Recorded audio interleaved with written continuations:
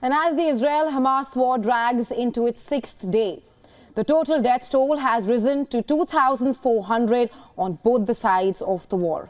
Palestinian Health Ministry says that 1,200 people have been killed in Gaza in Israeli airstrikes.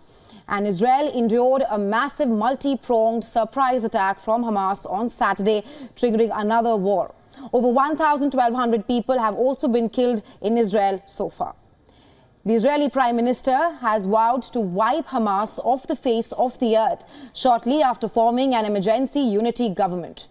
And addressing the newly formed war cabinet, Netanyahu declared, and I'm quoting him here, "Every Hamas member is a dead man." Netanyahu has temporarily settled his political differences by including centrist former Defense Minister Benny Gantz in the new government, which is formed for the duration of the crisis. Israel has amassed thousands of troops, tanks and other heavy armor around Gaza as it executes a total siege of the Strip. That is before launching a ground offensive. The threat of a multi-front war is also looming large as Israel came under fresh attacks on its northern borders from militant groups in neighboring Lebanon and Syria. Supplies ran low in the Gaza Strip, where power went out last evening after the only power station in the territory ran out of fuel. With this, all medical facilities risk going out of operation within days, triggering a greater humanitarian crisis in Gaza. On the other hand, the US President Joe Biden made his first call for restraint over Israel's response to the Hamas attacks.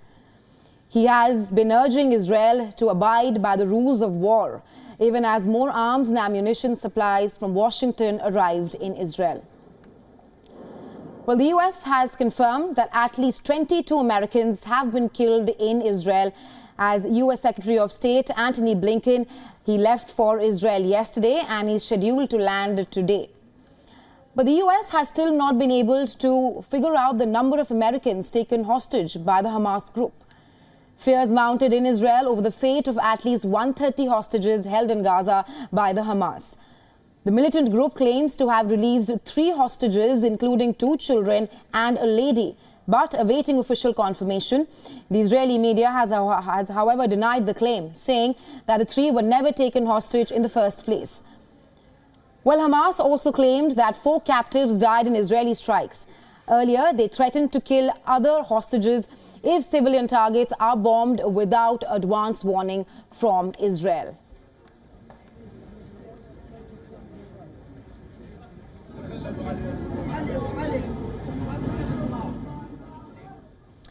And for more on this, we're now being joined by independent journalist Anthony Louis Winston. He's the author of both the Palestine Lab and was based out of East Jerusalem for 4 years. That is between 2016 and 2020. Welcome to the show, Mr. Winston. Thank you very much for having me. Right. Now, the humanitarian cost of the war is paramount.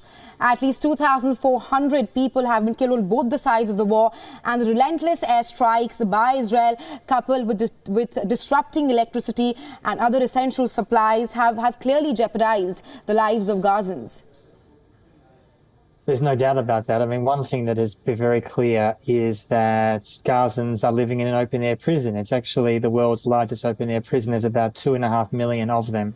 They can't leave. They don't have freedom of movement. They're being bombed relentlessly. As a journalist, I've been to Gaza a number of times. I've reported from there. I've spent time with Hamas as a reporter.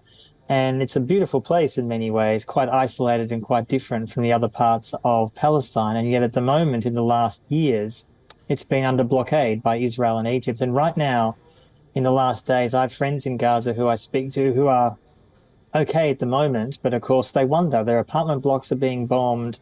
There's nowhere safe to go. There are no bomb shelters, and it's a really grave situation. And we're at a stage now where all the Western countries are 110% backing Israel and demonizing Palestinians. Now, we can, as we should, demonize and criticize what Hamas did. It was an absolutely outrageous and criminal act on the weekend.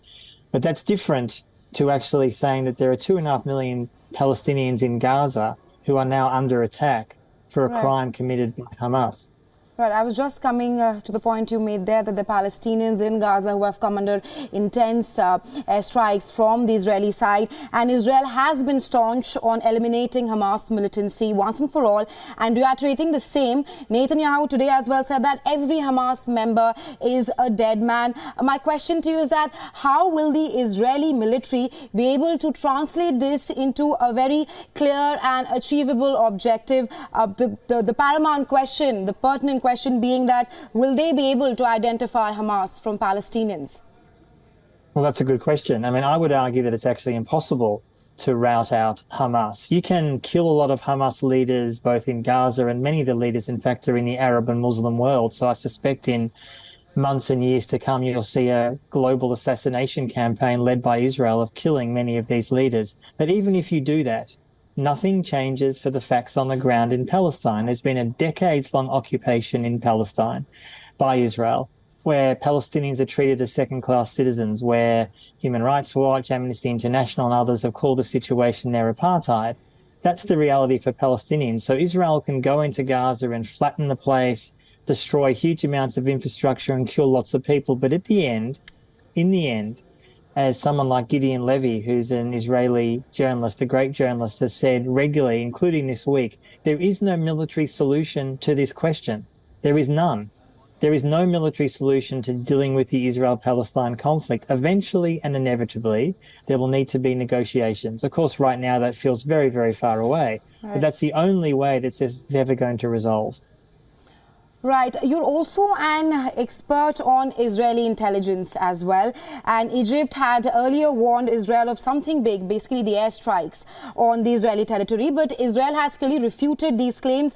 Do you think that the US is also displeased or miffed at Israeli intelligence agency Mossad, which is renowned to be one of the best in the world, for sitting on that intel and not taking any action? Look, obviously, I've seen those reports too, and I suspect in the months to come we'll find out more. I mean, clearly Egypt claims to have informed Israel. We don't quite know who they informed. We don't know the details of that information. I mean, Israeli intelligence failed. There's no other way to get around that. But so did American intelligence. I mean, America has a massive presence in the Middle East.